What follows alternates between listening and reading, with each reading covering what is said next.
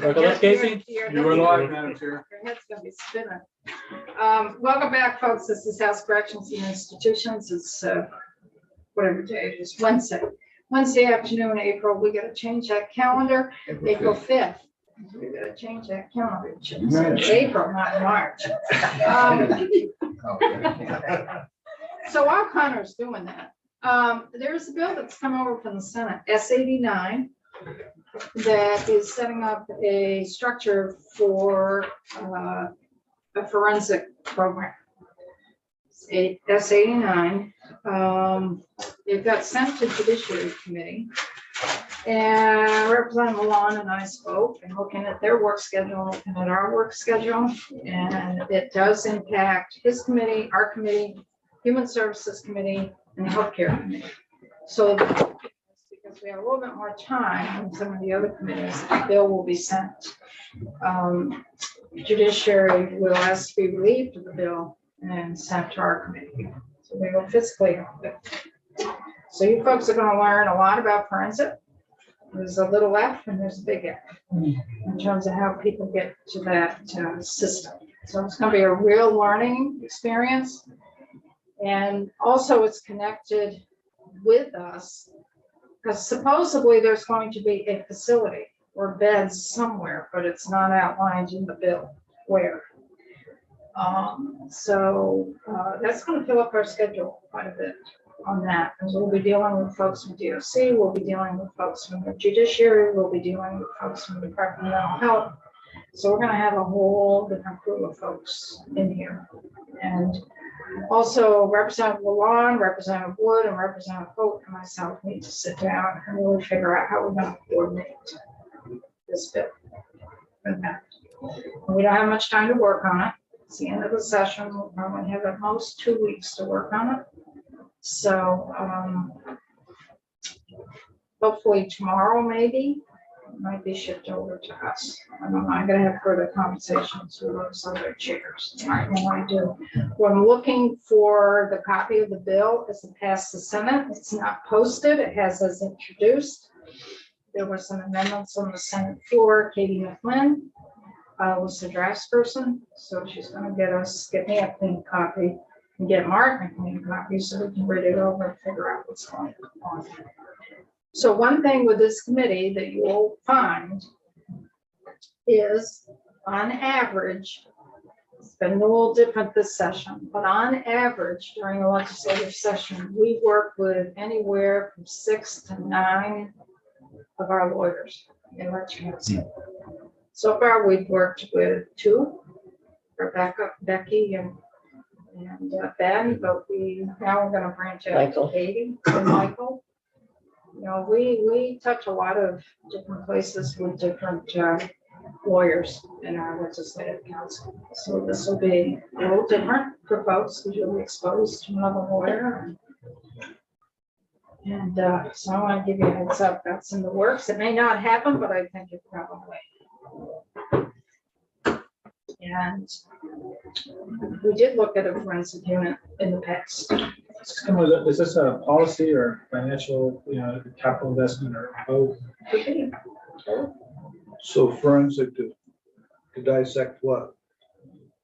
Forensic, to me, it's really complicated. Forensic is with folks who have, could be incompetent to stand trial, could be folks who plead insanity at the time of the crime.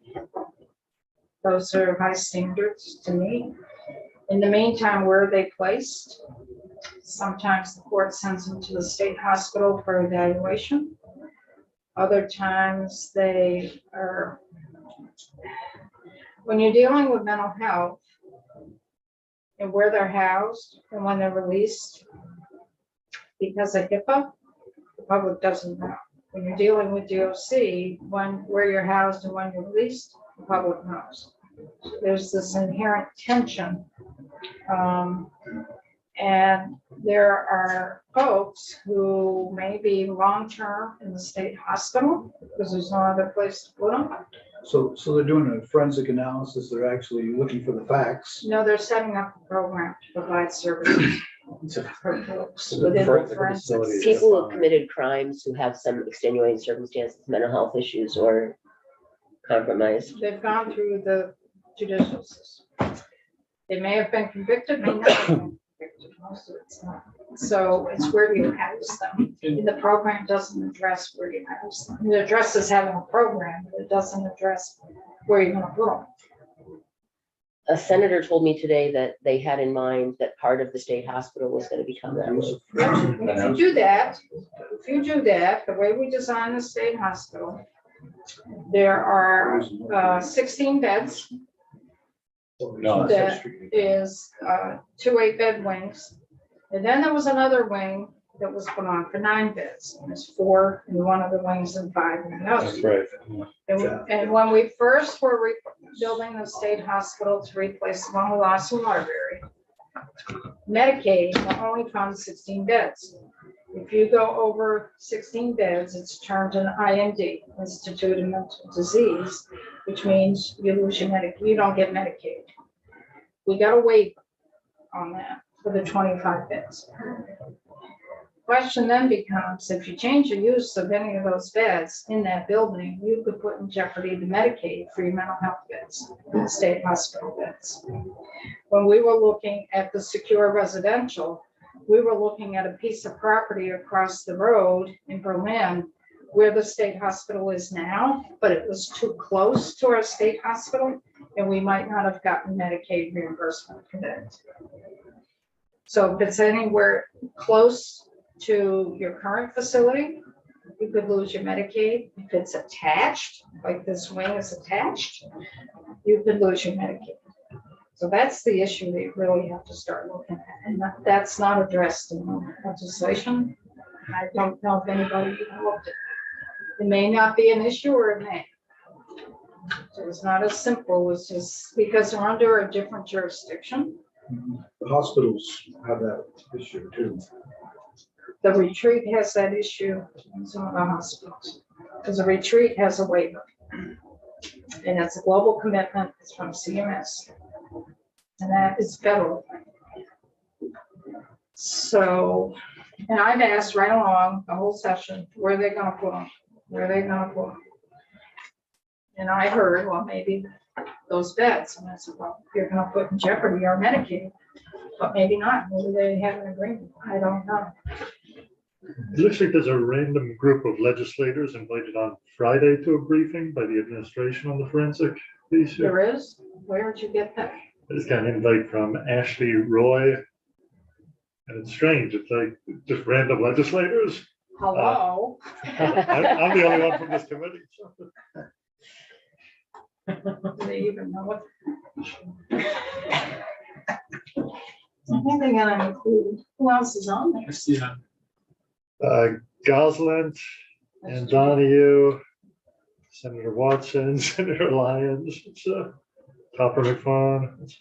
Doesn't make any sense. It doesn't make any sense. Senator Lyons, what committee? She's Human Chair of Services. Really? So it used to be natural resources. No, it's a long time. She's been chair of Human Services. We'll see. So we'll see. We're gonna have a learning experience. And even if we don't physically have the bill, we're still gonna have to work on it, because it will impact corrections and it will impact our capital budgeting. Because no matter where you put, you may need some renovations. So I don't know where it's gonna go. So that's just a heads up. So let's do a little bit of brainstorming and thinking. Why don't you put up the page for DOC? We were thinking of working through. And I'm gonna leave it up to the committee just to see what you're thinking here. So this is the main page, and then you click on research and data. Yeah.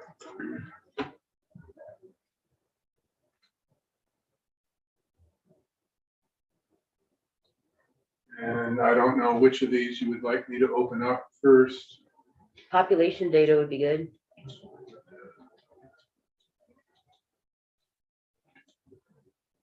And start at the top. Sure. Daily incarcerated. Oh, my God. And I can make Yeah. that bigger.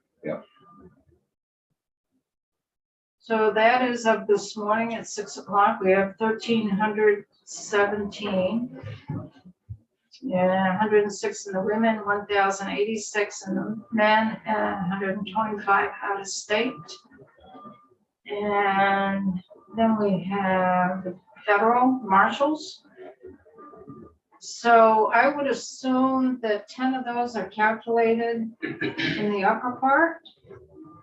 Why don't you go back to that top one then? Vermont DOC jail population, inmates. I would assume the 10 federal marshal females are included in that 106, Yeah, and the 67 males. Yep. So we have 44 detainees in the women and 357 detainees in the men, which is a total of 401 detainees in our system.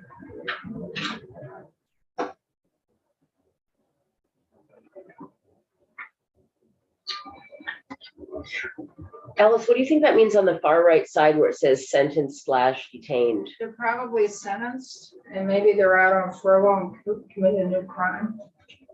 I asked the commissioner that one day, and he said some of them may have completed their initial sentence, but yeah, have another pending charge that they're being detained for.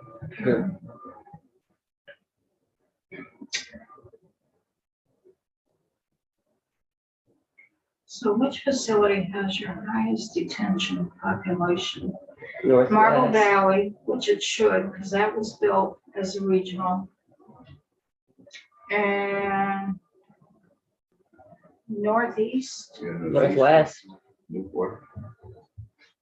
Northern the State is Newport. Oh, Northeast is St. Is St. Albans, John's. is St. John's. St. John's, right, yeah. So initially, your Marble Valley, your Rutland, and your St. Johnsbury were regional facilities that in theory should only be holding detainees.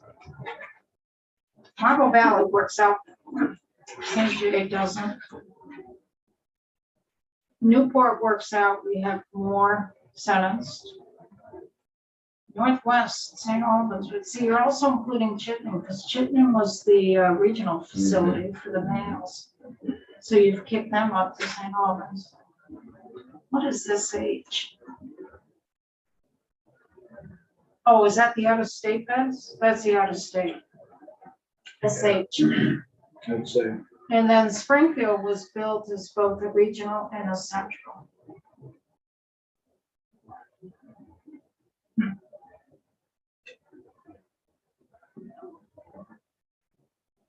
Newport's got the highest number of sentenced. As they should. Yeah. Because that's a central facility. They should.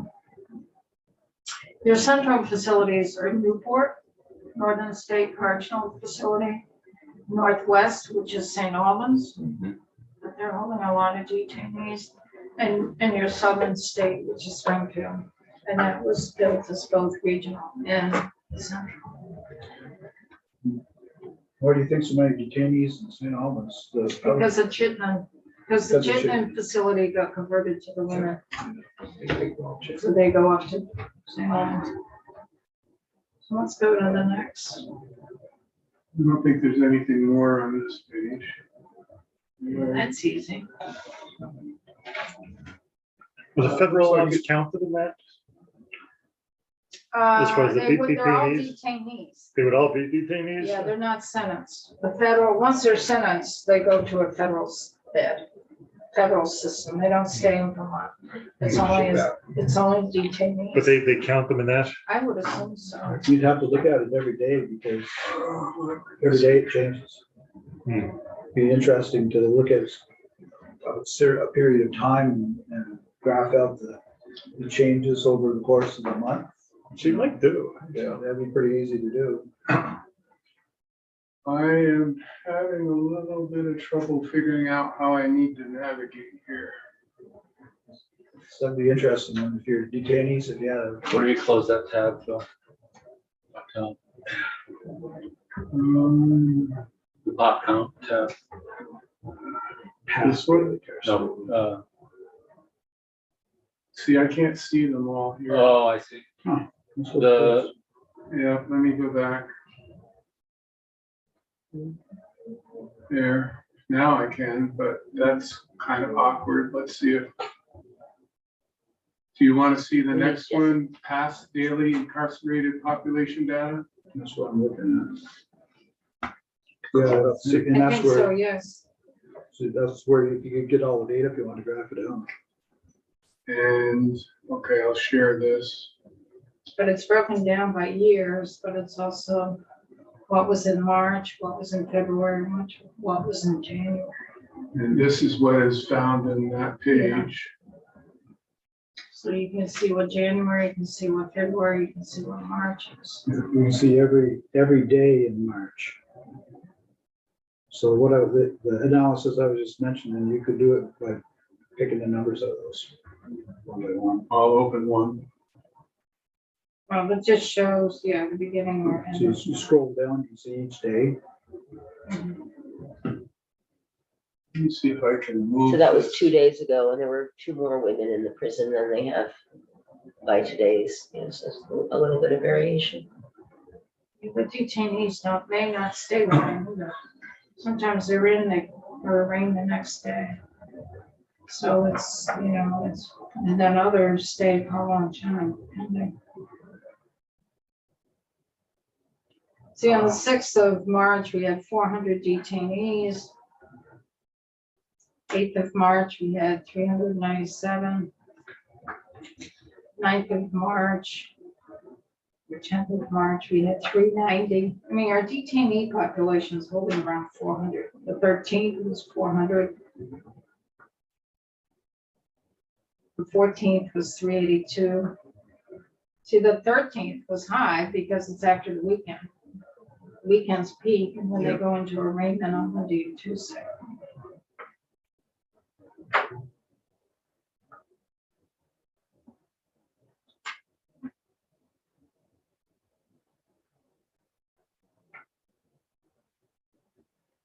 Yeah, see, on the 17th, which was a Friday, I believe, detainees 389 in March. That was on the 17th. On the 20th, it was 408. So that's your weekend. Then the 21st, it went down to 395. So those are how it plays out. So where do we want to go from there, folks? minimum release data is interesting. Okay. Uh, Yeah, that's gonna be tough for, Yeah, sorry. no, that's fine. Did you say minimum? Yeah. Where is that? It's under release reports. And this is data as of the end of the 2022, 12/31/2022. I'm looking at most recent minimum release report. Under Is release. that under population data? Nope, go to the left taskbar, you're gonna see release reports. Yeah, oh, all right, I see that. 683. Incarcerated individuals, minimum release report. Yeah, Yeah. click on the first tab there. 683. Which screen are you on now? Are you in population data still? Yeah. No. Oh, we're gonna go, Okay. Research and data. Release reports on the left. Oh, I see, yeah, looking at the first one. first one. Well, January the 23rd. second clump in there, incarcerated individuals. Oh, we do have a calendar year release report. Yeah. Oh, yeah, let's look at that first one. It's probably more relevant. So which one are you doing here? Yeah, did I pick the right one? Calendar, I was looking at the first calendar. 1/1 through 2/28? Yeah, Sure. Okay. 683. Where did you get the number? Page 6. Oh, it's Page 6. Mhm. Oh, okay. But then there was If you look at the annual report, you'll see how many are beyond their minimum release date.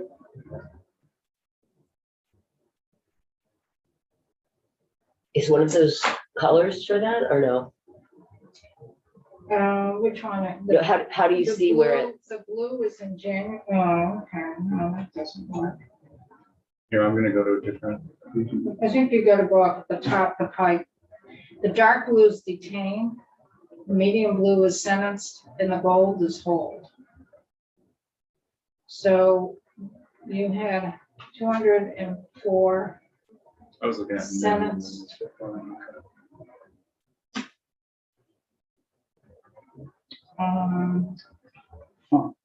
The detained is dark blue and the gold is on hold. If you go to the previous screen, you can see the breakdown of the time thing.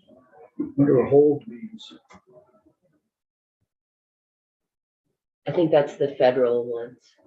Those could be the federal ones. 143? Seems pretty high. They're only It there for would be 3, detained. they're only there for 3 days. They can't be the No, that's ICE. Federal marshals could federals. be there. Okay, the marshals Be can keep longer. theirs longer. Okay, but See, that's why you need DOC number to explain some of this. Explain what hold means. Hold status, oh, it is being held by US Marshals or other jurisdiction. So that's over a 2-month period, and they were saying they have like 25 just on the weekends. So that kind of makes sense that they'd have 143 in that many weeks.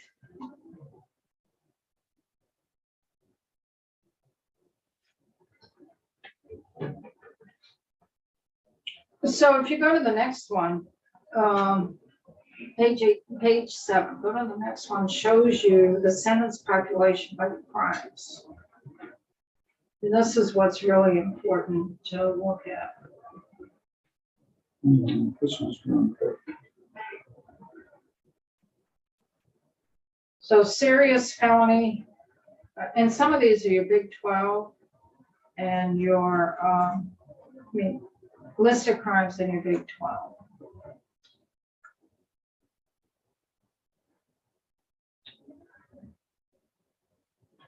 Misdemeanor person, number 7 is domestic violence.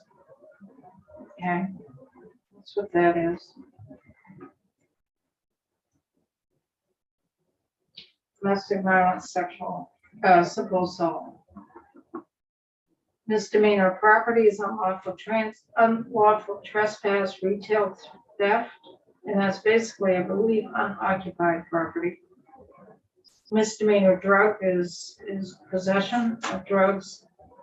Misdemeanor motor violation is motor vehicle violation, careless and negligent.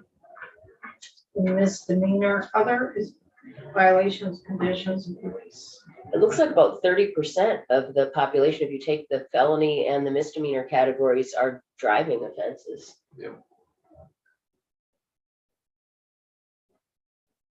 Less than that. It's Oh, 18 you're for the doing one felonies, and but felonies is with the death resulting. Or serious bodily injury. Yeah. The others is like, it could be a third or WIs. fourth drunk driver. Careless and negligent. Suspension. The 28 careless and negligent operation. Seems like quite a bit. Percent is with 23%, 36 being felony, serious, murders, domestic assault, and simple assault. That's the highest category of all. Which maybe Or any of the CNNs listed as felonies? I can't read it. What's CNN? Yeah, careless and negligent. 10. That is your misdemeanor motor vehicle. It's Okay. number 10. Because serious bodily injury resulting on a CNN can be a felony also. Mhm. And a felony for motor vehicle can be a DUI 3 or 3 and more. above, yeah. Yeah, So your okay. felony 1, your most serious, so your aggravated assaults, aggravated sexual assaults, and murder. So your 05 is felony motor vehicle. And it says other DUI 3 or more. And So the bulk of your folks who are incarcerated are there for felonies. Yes. And then 9% misdemeanor person, it's domestic assault and simple assault. And then you've got, That seems like a high number, that misdemeanor motor vehicle fraud. Number 10. Does. I'd like to know more specifics about that. Can't get this something. Seems like you could take away someone's license without tossing them in prison. he sent us an email. They could have parked, I mean, if that's something you could, Careless and negligent You could have- operation. That's careless negligence. You can get that's that property property. damage.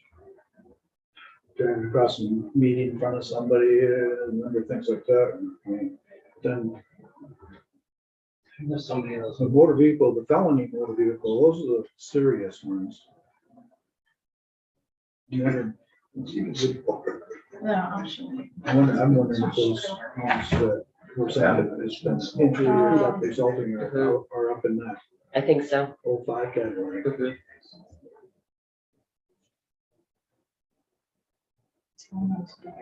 But it's not self-apparent by reading this. No, I just gotta Oh. go back to the page. Oh, So there it we is. have to Search either see a that. definition. Even 30% of So people we with will release alcohol reports. issues who were driving under the influence and did bad things to treatment and get them to be sober, then maybe they would no longer be a risk. Let's say incarcerated. Intensive treatment would be more helpful than restoration.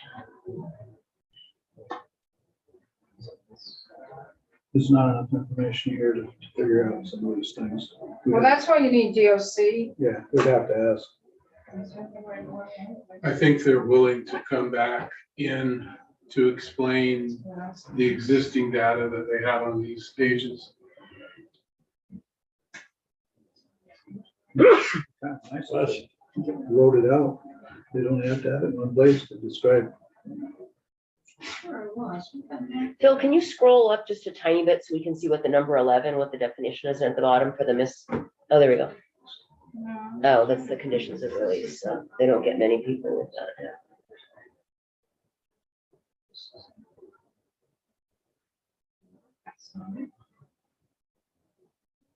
So 06 would be the absconders, right? Now I can't get back to it. If you're a fugitive from justice. Or would that be a violation? The thing is, I think there's a different fugitive and absconding, maybe I two think, different yeah, things. I think absconding would probably fit under 11, but they're not. Well, they wouldn't. They're not. Fugitive is a. Oh, true. is a- They wouldn't be is there an if they offense had- if they that's hadn't been charged. found. If you're a fugitive Yeah. from justice, that's a Right. crime. That's. So, but absconding, that's That's part of legal. this. That's the leaving, yeah, the DOC system is different. right, correct. Where would you like to navigate next? Where do we go here?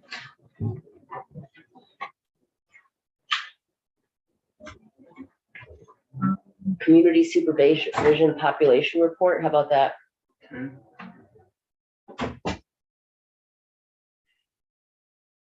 Where are Mary and Gina? I don't know. Gina's putting her coat on. You're on the floor. The other way. The Republicans are having a party somewhere. They didn't Are invite you Wayne. missing from a party there? It could be, and maybe they didn't want me to go. That's all right. We welcome you, Wayne. You can choose, P or D. Mary's always here. She was talking to the Capitol Police officer. in Carswell when they came in. I don't know. Of course, I was got in trouble last night because we were invited to go to dinner and we didn't want to go. Oops. Just because we were tired. So absconders, when an individual on community supervision status has an unknown whereabouts, Yeah, so they can't find them. A fugitive is but escapee an escapee. Oh, so you actually escaped from the prison. No, you can from escape custody. from your custody, which is furlough or parole. You can be also out on a warrant on a felony charge from the court. So people usually don't leave prison. They can't escape. For the most part, they don't escape. I was in a hiring process when I had a business down in Florida. I was, you know, you have to do your I-9s and all your things, and I was reading it quickly. We have a playground, we built commercial playgrounds. And I was reading it quickly and it said escape. And I thought it was like working at the Great Escape over in New York. But when I looked a little closer, it was under felony. He had a patch over one eye. I looked at him and said, "What happened to your eye?" He says, "I was drilling over my head and I got a piece of steel in it and I lost sight of my eye." So you weren't wearing your safety glasses, right?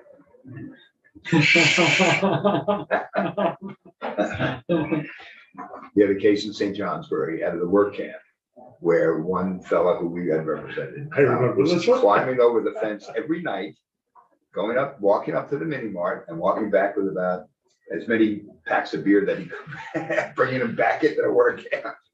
When they caught him, DOC was so embarrassed. The guy was getting out every night and bringing beer back. They dropped the charge. They never charged him. That's a champion. I love the guy. My hero. Yeah, everything. So absconders at community supervision have unknown whereabouts. Parole board, courts, commissioner issues an arrest warrant. Public safety is responsible for fulfilling the arrest warrant and returning the individual to DOC.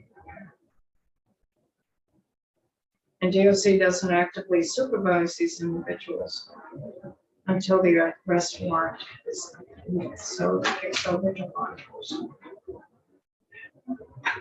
So where do we want to go from here? Keeps going down. It's hard to read. So the bulk of folks are on probation. You make that a little bit larger there. Okay. And then the next bulk of folks are on parole. And then the blue is furlough.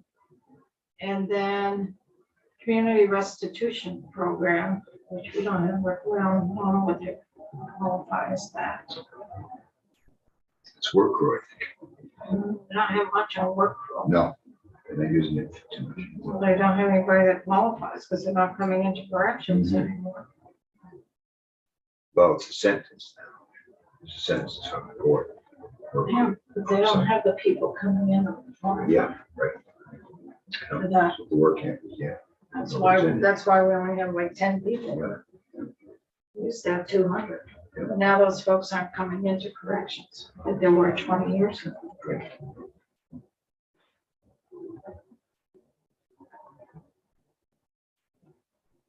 So this is your population of supervision in the community.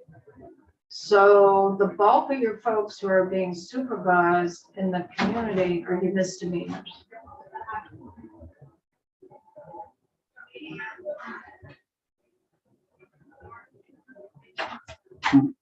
Go back up to the previous one there.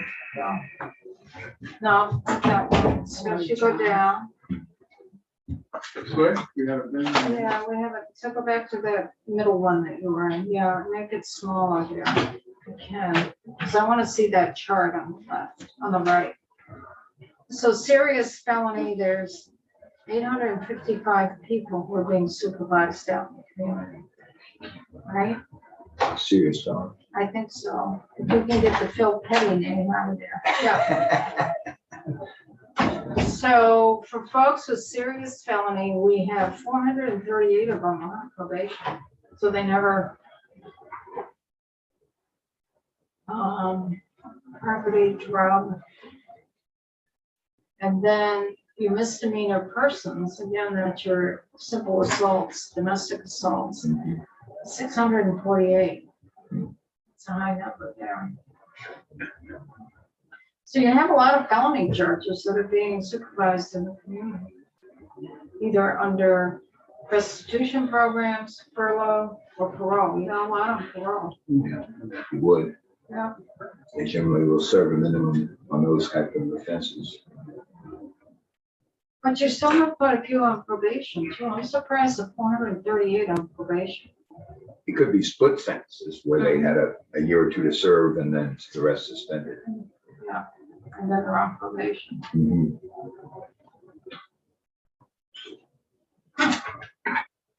Thoughts, questions? I was looking at something else. You want me to go back? I was looking at segregation. Yeah, but where was SEG in Yeah, this? where'd you see that? No, it's on a different page. Yeah, well, SEG is something different. Yeah, SEG is something. It was surprising. Huh? A lot of segregation going on. segregation can be a penalty for a severe DR that. Yeah, or to be protected from Or could be general population. Be an administrative seg. Yeah. We went through that, but you can be segregated for a certain number of days, and then you have an appeal process. Well, there's a limit to how many days they're supposed to keep you Yeah, in but there is an appeal process that we put in place too for that. And there's different types of segregation. Right. There are 1,313 segregation placements during the FY 23. But are those unique individuals? 691 unique individuals. Unique, okay. And 64% were disciplinary. Yeah.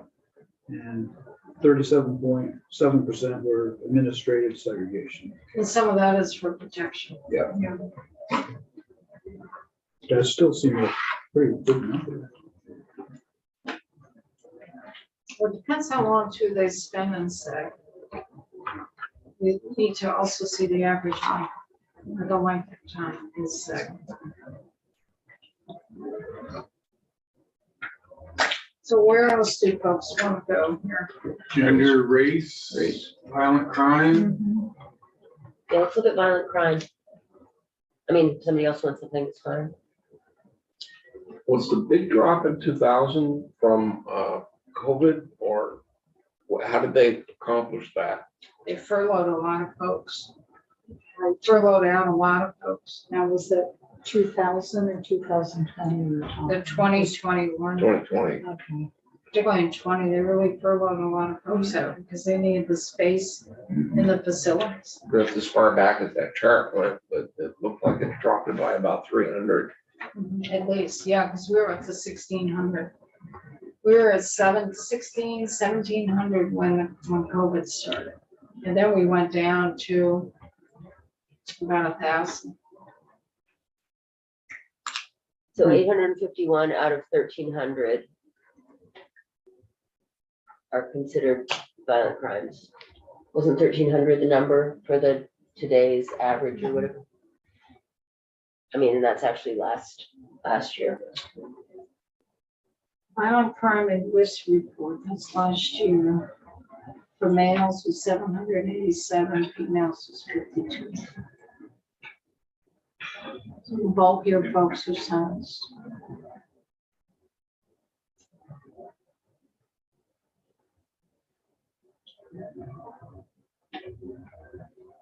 There's no. Oh.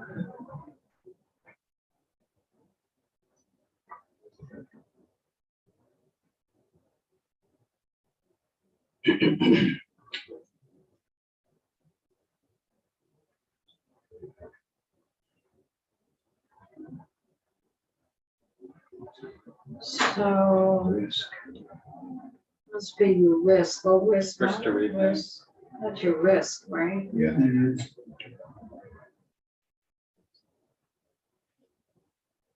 So that's what you wanted to do. You wanted to incarcerate the folks with the most violent crime, high severity of crime and high risk.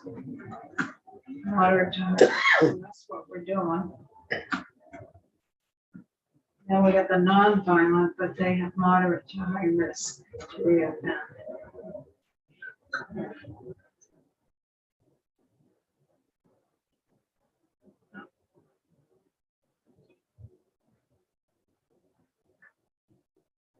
Cast men release is 378, there's 20 women, 353 men.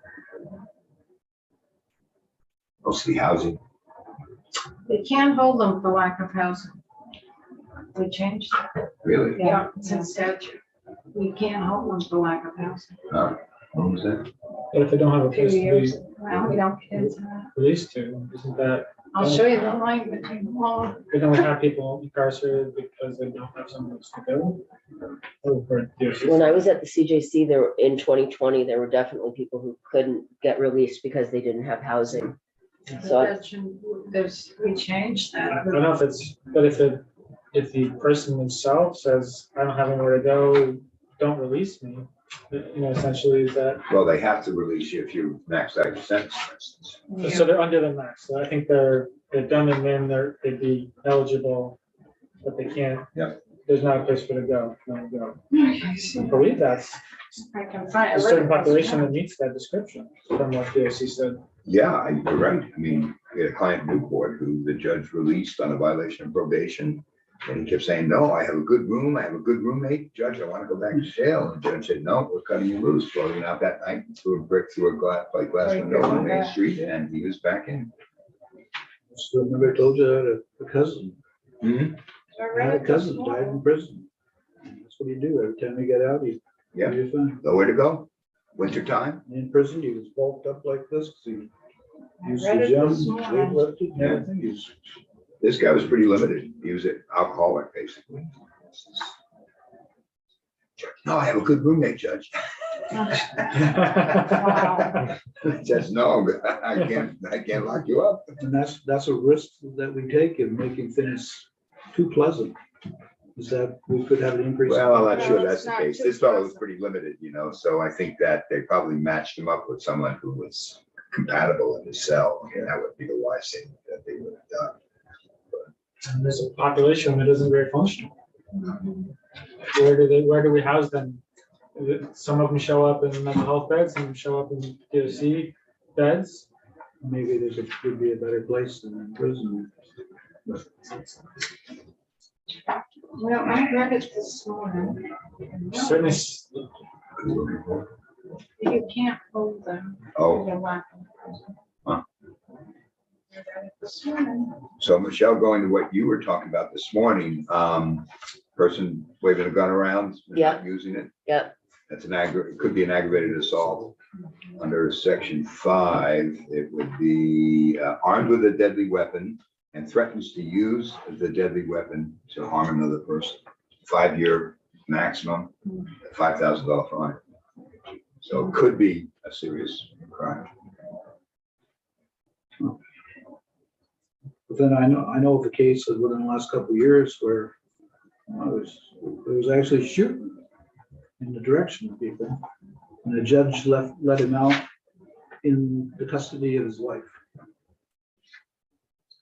So here it is. It's in section 808, title 28. While appropriate community housing is an important consideration in release of offenders, the department shall not use lack of housing as the sole factor in denying furlough to offenders who have served at least their minimum sentence for a nonviolent misdemeanor or nonviolent felony, provided that public safety and the best interests of the offender will be served by re-entering the community on furlough.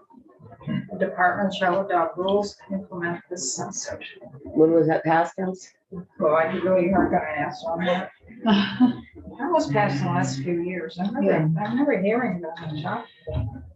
What happens with a minimum sentence and a fine if you meet your minimum and you can't pay the fine, They did away with that a long time ago. It's unconstitutional to hold someone for because they didn't pay. for lack of payment. So that $5,000 fine still hangs over you, sort of. Sort of. I mean, if you're released on probation, they can attempt to collect it, but, if you've served your minimum and you released on parole, it's unlikely that Do we try to garnish wages or just kind of ignore it? I don't know. I don't think we garnish wages. No, I don't think so either for a fine. Actually, I think they can take your income tax. No. They can Because confiscate. that's also in 808A and 808. Not advocating that we should, it's just curious what the system was. Yeah, they can't, they can't imprison you for indebtedness. That's the constitutional issue. But yet, you can take people's licenses away, not only driving, but other licenses away for non-payment. given that's not a criminal penalty. Yeah. Population past min. Past min limits.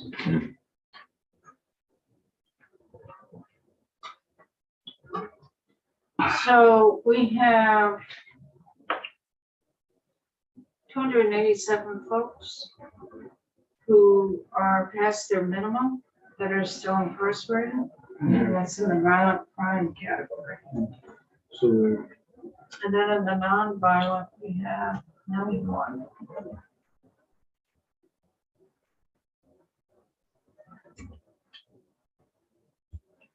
So probably if their risk assessment shows that they're high risk, they're not released. Moderate. That would be that number. So once you reach your min, you can be furloughed or presumed to be paroled. And we can get into that presumptive parole with Jay of the parole board tomorrow, because that's a new status, new thing that has been put in for the last 2 years, I think. It's been slow to be rolled out to make sure the parole board can accommodate all the folks that will be coming through. So is this helpful for the committee to go through some of this? Yes. It's- well, definitely suggests the complexity of the issue is huge. That's why when DOC says, oh, just go to their webpage and work through it, it's like, no. Because you need to have the folks in here to work through it. You want to do health services at all? Alice, they just, I was going to ask this morning or at some point, they just got into the contract with the health. Are we going to get a review on that as to what they're doing or not doing within it?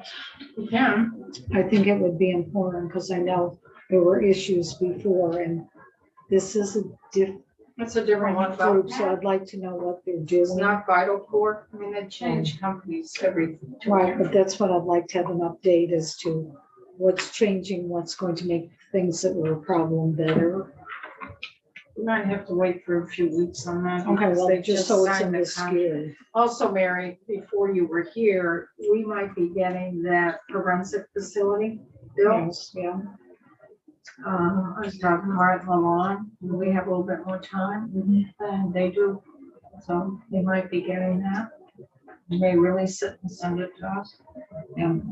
Okay. Still, and it really bothers me that we're going ahead and building facilities without having that big picture. Well, they don't know where they're gonna put the beds yet. That's not the time. And the bill is signing on where you're gonna place the folks, setting up the program. But where are you gonna place the folks? And I've been asking that since the end of January. Well, we're one of only a few states that, like, I think 3 states that don't have a forensic. This isn't a big population, but it's a needed facility for probably 8 to 10 people, or depending upon, the logistics. But again, the placement is, because I think in the Senate, they were saying that it could go to the mental hospital. I know it can't. You cannot blend those two populations. So who would be a typical person that would go into a forensic facility? That's what we're gonna work on and find out more specifically. So it's complicated. Well, how the bill came to be is a constituent of mine. So we looked at this back in 2018. I'll talk to you later. And there's a big F and a little f. I remember hearing that, big F and little f, and it come in a little bit.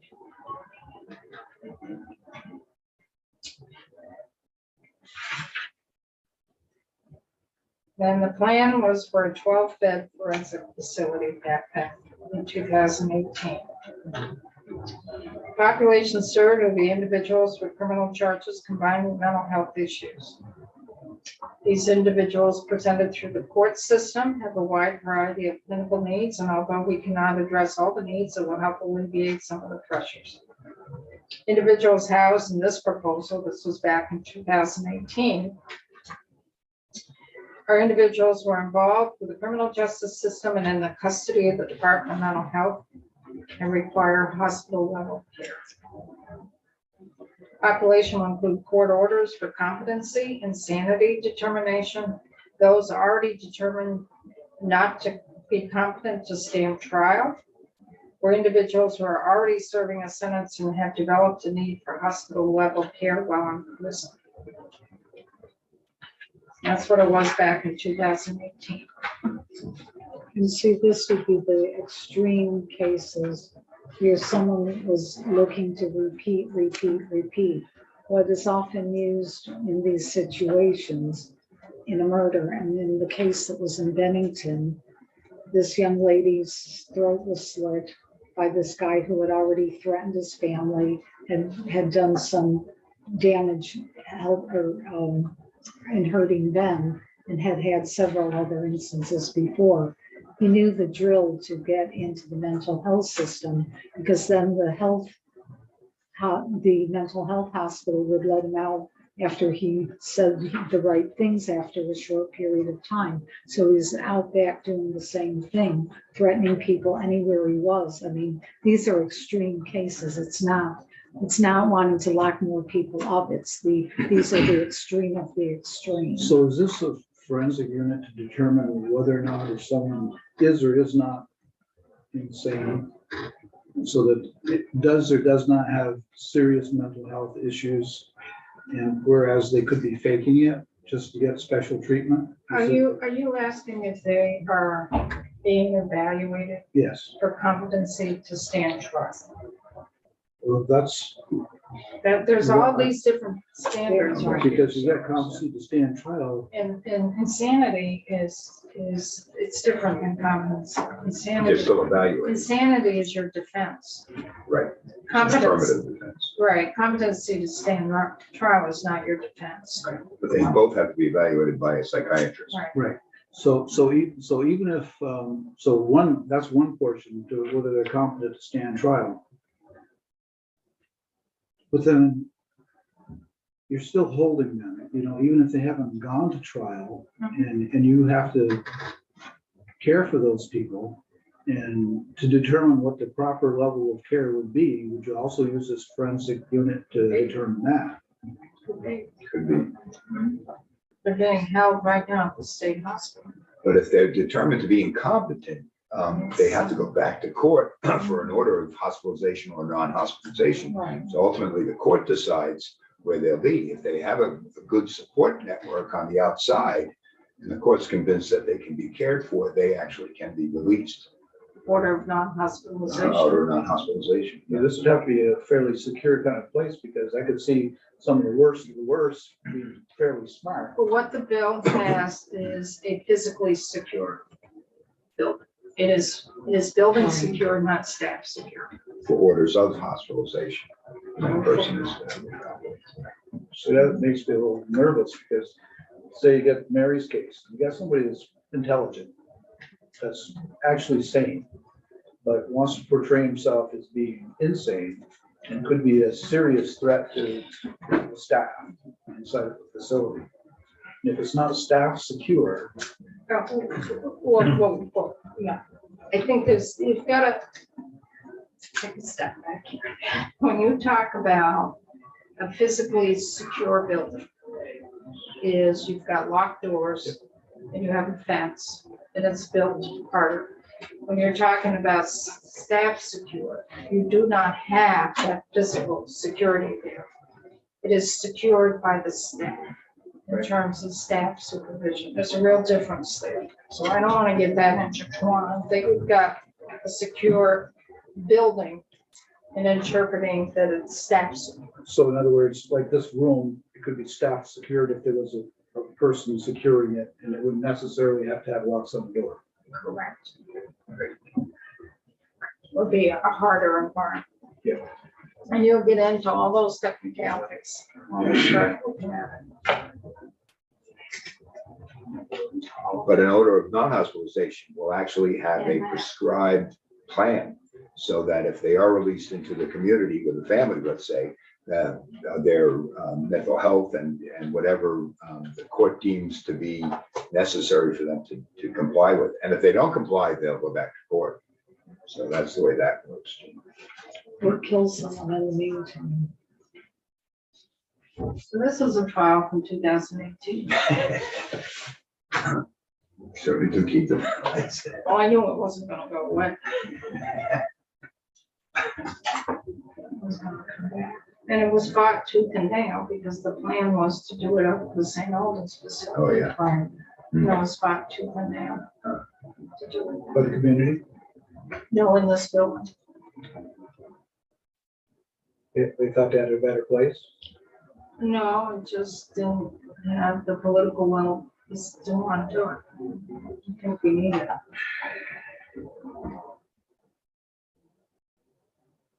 That was 5 years ago. So do we want to keep going on anything here, folks? I'll say the easiest one to digest is the annual report there. And which, where is that? If you go to the left drop down, go annual reports. Scroll down to top one of those two. It's not that one. Or the, Here? Yep. Performance measures? Yeah, and if you scroll down, it's like it just breaks it down into categories that are easier to get your head around. Average incarcerated population by fiscal year. There you go. Why don't you increase that one a little bit there? You know, just that bar, I'll see then there you go. So in fiscal year 2014, we were over 2,000 people total incarceration. And of those, 1,694 were sentenced. And our detainee population was 400. And our out-of-state beds was 491. And our in-state bed was 1,691. So when you look at that number of in-state beds at 1,619, we did a deeper dive into those beds over the past few years in this committee. And I think we also had the presentation here earlier in January. Of that 1,600 beds or so that we have, they are not all general population beds. So I think there is, of that 1,600, 800 beds, 900 beds at the most that are general population. The other beds are like your booking beds, they're your infirmary beds, they're your SEG beds, closed custody beds. They could be geriatric beds, mental health beds. So that's what you need to look at. So when people say, well, we only have 16 people or 1,300 people incarcerated, why can't we bring back all the out-of-state folks? We don't have enough general population beds to bring back all of our out-of-state folks. That's the issue. Because the facilities, the way that they are built back in the 70s and 80s didn't allow for flexible use of those cells. So if you have a closed custody, you have a wing, with closed custody, you're in an individual cell, you don't even, you have a door with maybe a little window. You don't have a day room, you don't have access to the outside. You're not going to put a general population person in a cell like that and have no place to go for 24 hours a day. So that's the limitation the DOC has, as well as with COVID, they really had to have flexibility of moving people around to keep them from being in close proximity with each other. So that's what plays into our bed count. So when people talk about our bed count, you have to really do a deeper dive in terms of what those beds are used for. So in St. Albans, if we do the booking, we're going to increase from 6 beds to what, 16 beds? Something like that? 12? 12 beds, 16 beds? I think it was 12. You're increasing your bed count in that building.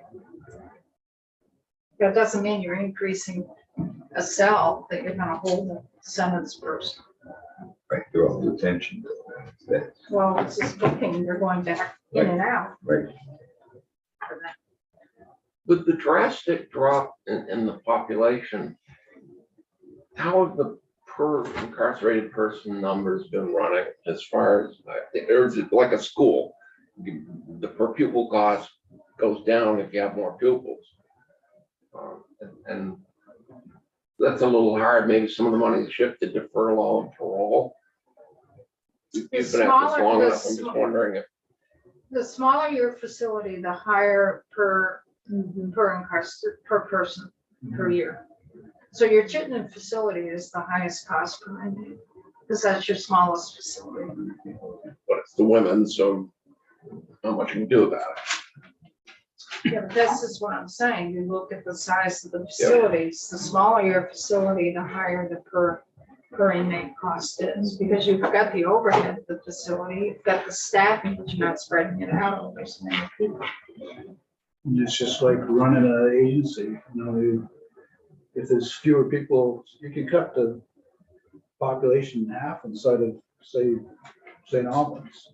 And you still have to have the same number of staff, and you're still gonna cost the same amount for fuel. The only thing you're saving is food and clothing and those sorts of things. And so that's a drop in the bucket compared to the total budget.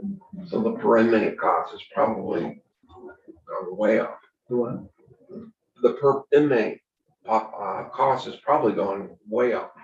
it would, in that Population's sense, dropped. but what are you gonna do? So we used to have about 40 women. We used to have some women in Chittenden that were in a hallway. It was a male facility, but we had women there as well, about 12 of them in a hallway. And then we built some beds at the state complex in Waterbury. This is pre-Irene. When we were closing deinstitutionalizing the state hospital. So we converted a wing over for the women in that. And I think we ended up with 60 women, I think, and the population kept increasing. And the cost per inmate was the highest in the system. So a decision was made to move them to Windsor because of the cost per inmate. We pulled the folks from facility in Waterbury and Chittenden and combined. Of course, the other thing you could do is, say it was a major drop and you knew you weren't gonna have to have those beds. You could consolidate, remove those, turn it into some other function. Maybe not have as many staff because you have a more efficient operation, and maybe they'll cut costs that way and change it, but knowing nothing about the operation, you'll be able to predict whether that would even be practical. So you can get a breakdown of the cost per facility as well. They must have that somewhere out there, data, but I know we've looked at that, what the cost is per facility. So it's different per facility. So where else do we want to go, folks? Anyplace else? We burnt out on data? Don't think we love it as much as Jess.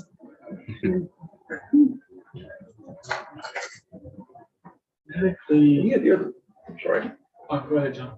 any idea of the software they use? Because they're gather an enormous amount of information that's easy to access. And so many of the state, we hear VMV, they're told it doesn't work right. This one seems pretty good. Yeah, you gotta realize there's staff that are collecting all this data. Yeah. Somebody's working in order to collect this, in order to put this all together. I don't know where they are, whether they're in the central office someplace, but somebody in the prisons has to be keeping track of all this too. There's data entry every day, I'm sure, probably multiple times a day. So average number of in-state incarcerated individuals receiving chronic illness care each month for last year, 89%.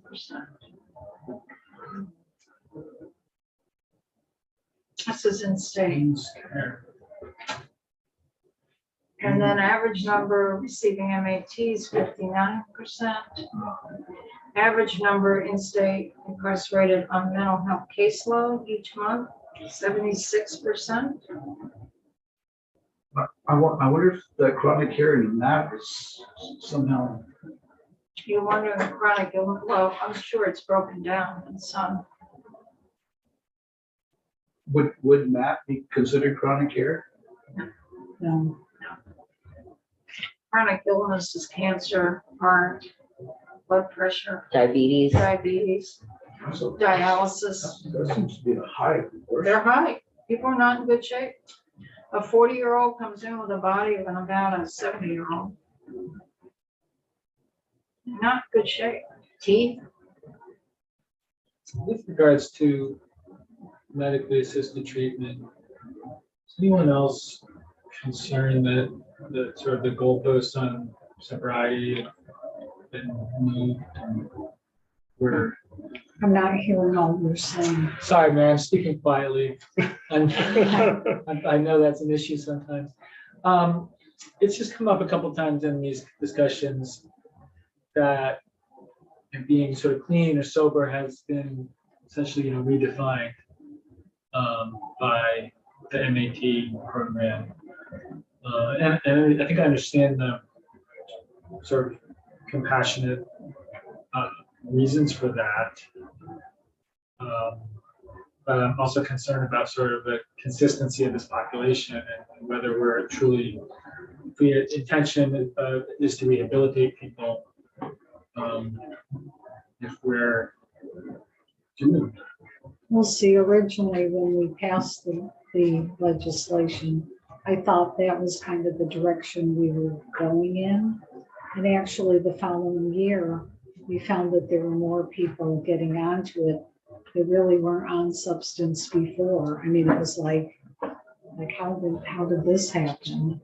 And so there's some, just like you, I've got some questions in regards to that too, because I would hope we would be trying to get folks treatment and getting off the substance if that's possible, but with some folks it may not be, but And that's Maintenance. not the policy. They said clearly we're not trying to go. Well, there's actually not a consensus amongst doctors, amongst the medical community, and some say that people should be weaned off of MAT, and others say it's like diabetes, you should take it for the rest of your life. And I think the model right now that's been the most successful in opioid substance use disorder has been a combination of MAT and counseling, so that urges are not there, and counseling continues to help out with the mental side of it. Just in response to what Tristan was saying, when I worked at the Community Justice Center, I had a number of individuals who struggled with substance use, and some of them previous in their life had been incarcerated and been sent back because they had a relapse. And I think in changing the policy, it's not necessarily that they're lowering their standards or not holding people accountable, but I think it's more about acknowledging when a substance issue is a substance issue, not incarcerating somebody just for that. So I had lots of people that in the course of a COSA would say, I used last week, and they would have told their officer about it already. And in the old days, they would have been sent back to prison for that. And in this case, they were able to not be sent back. right, So and I- it wasn't and I that they agree. were going 100% like, oh, they're using every day, but it's an acknowledgement that often that's part of what happens in recovery. And that isn't a good reason to reincarcerate someone, because No, they're more I- likely to get help on the outside than just staying locked up inside when that was the violation. And I'm not for locking up if they've had, are continuing to have it. That's not, I'd rather have them have treatment.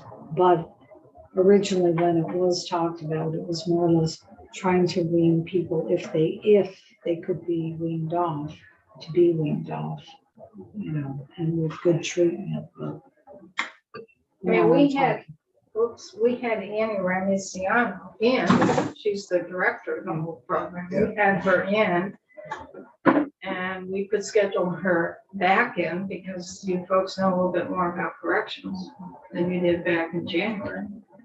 We could reschedule her and have her come back if folks want to do that. I'd be interested in that.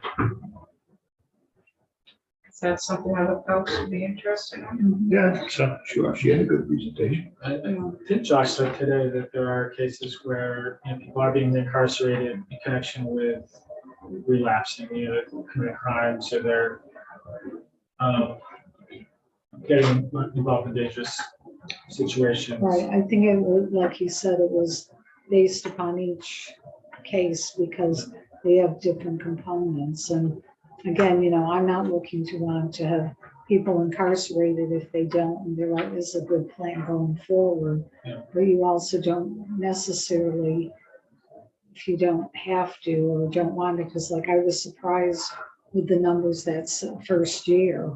I mean, they went through the roof with people that hadn't been on drugs, all of a sudden were taking drugs. And that might have been appropriate for them, but it was just such a number that it was like, oh my God, what are we doing here? And then it did stabilize. into Right, what we right. were thinking, but there was some outside forces at play. Right, no, absolutely. DLC reacted to that, Right, and then it stabilized. right. I mean, they do go through an assessment, and there is a definition of serious medical condition for that. Right, With the medical provider, and it meets a definition of what is used on the outside. for MAT. So the MAT program within our correctional facility is the same as what's offered on the outside. It's nothing more, it's nothing less. They used to prohibit methadone. They only dispensed Suboxone. I Methadone don't is, know if well, that's methadone still is the with the case. hub. right. Right, Methadone is Yeah. with the hub, and the facility cannot be they a don't, hub. right. they And don't that's do federally driven. Right. So we worked to figure out if someone's on methadone, how to figure out how to get the methadone to the facility. We figured that out. So it is allowed now, are they dispensing Well, methadone? I don't think, they can't keep it on site. No. Yeah, Can't keep it on site because it's not a hub. Well, didn't we hear a while back that the methadone dispensaries were very limited in the amount of doses they could give, and that became a transportation issue for the people that needed it? yeah, in some cases it was. So we can get Annie back if people are interested in this. I just don't want to take up her time or our time if there isn't much interest. Well, the main thing is, will we be able to use the information to guide us in anything that we're gonna be doing at some point? And if For the answer rest is- of the session, you mean? Say the rest of the session, or to inform the next session in some way. If not, then we're I'd say it's- gathering no less useless information. It might be a long shot. I don't know what the specific policy development would be, but, other than just sort of evaluating the program, but we're gonna evaluating MAT is sort of bigger than corrections. Probably just even going back and watching the session when she was here before, and she talked about what best practices are, and that many other states are looking to Vermont, and Yeah. the model is expected for most people. When you get on, you're not gonna get off. I mean, that was certainly the way she described it. That's my understanding is, I mean, as Chip said, there isn't a consensus that is really supported by the data. I think that's one view, but it's not the only view. And I would be interested in evaluating that better or hearing. Well, before you evaluate, you have to really know the program. You know what's in the law before you evaluate. And prior to us doing the MAT, they were, I just had the word, not detox, they were tapering. Right? They were tapering folks off that were coming in, that were users. And they would give them some Suboxone, but they would taper after a few weeks, and that was creating some real issues. And then if a person's substance use disorder is not dealt with, and then they are released, the first thing they're gonna do is go get some drugs. And because they haven't had it in their system for a period of time, they're more subject to die from an overdose within those first couple of days of being released from an incarcerated setting. So that's the other piece that plays into this as well. Then the other piece that plays in is sometimes there isn't the continuation of services and supply of the Suboxone for what the person is on. It's a community system, because there's a disconnect with DOC from the community system and the reentry piece. So sometimes folks are going a couple days without their buprenorphine or Suboxone or whatever they're on, which is creating a problem. And that's what Human Services is trying to attempt to bridge that transition. So anything else on these data things that folks want to look at? You about had the radish for the day? There, your eyes crossed. It's up to you folks. All good. Good. People good? I can find whatever else I need in So we can call it a wrap for today. I don't know, tomorrow we're gonna do parole and we should know a little bit more. I may know a little bit more later on today or tomorrow about the forensic bill. If we get that, we're gonna just start taking testimony on that pretty fast and come up to speed on that pretty quick. The version, I've tried to get the version that came out from the Senate that has not been available yet. Katie McClin emailed me. She was the person who drafted it. She said they're putting together the amendments that happen on the Senate floor for a version, so it hasn't been completed yet, and that's why it hasn't been posted to the legislative page yet. So that's where we are.